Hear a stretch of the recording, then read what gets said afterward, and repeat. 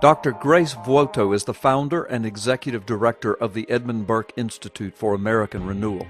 The following edited presentation is based upon a brilliant editorial piece written by Dr. Vuoto. It is titled, "The Liberal Abuse of the English Language." Her entire and unedited work is live linked below this video. Since the 1960s, American liberals have discovered that the best way to alter behavior is to penetrate the mind by transforming our vocabulary. There are 5 words in particular that have been hijacked and which form the basis of the liberal philosophy. To judge is considered the cardinal liberal sin.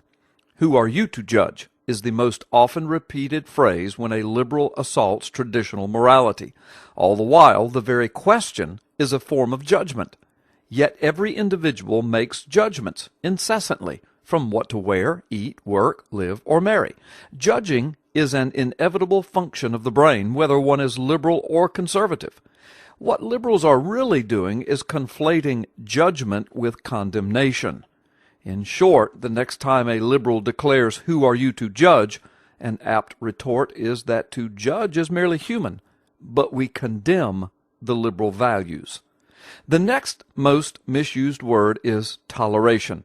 Liberals believe that toleration is a right. All behaviors ought to be tolerated, and to contest this is to be, the second most odious of liberal sins, intolerant. In this instance, the liberal is conflating tolerance with acceptance. Hence, conservatives ought to proudly proclaim that we tolerate, but we do not accept liberal behavior. Next, the liberal will often lash out with the compassion card. This word, too, has been hijacked. Liberals equate compassion with either acceptance of all behaviors or with government largesse. To oppose any of these is to, quote, lack compassion. Yet compassion means simply to have regard for others. Conservatives believe that true compassion means leading individuals toward God and self-sufficiency.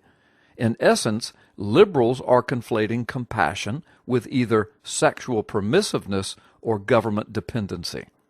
Liberals have done a masterful job of also distorting the word freedom. In countless movies and commercials, freedom is presented as part of a lifestyle that includes sex, drugs, and bucking social conventions. But freedom today is what was previously understood simply as debauchery. Finally, one of the key words liberals have gleefully appropriated is progressive. Liberal values are cast as forward-looking, leading to a better, brighter future. And conservative values are tainted as leading Americans toward a dark, superstitious, bigoted, and medieval past.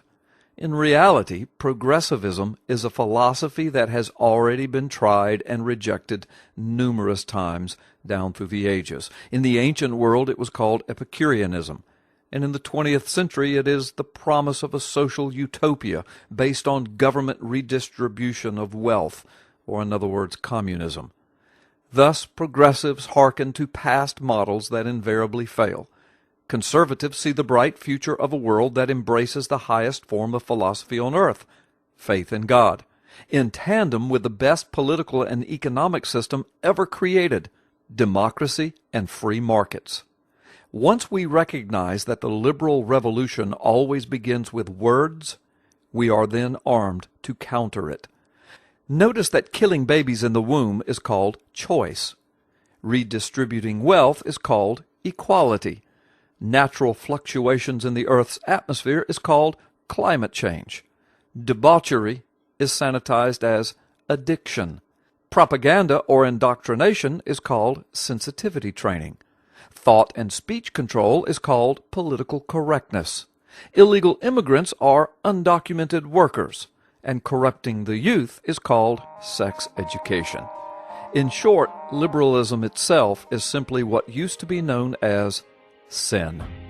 So we must first get liberals out of our words, out of our mouth, and out of the sinews of our brain before we can truly defeat this destructive ideology.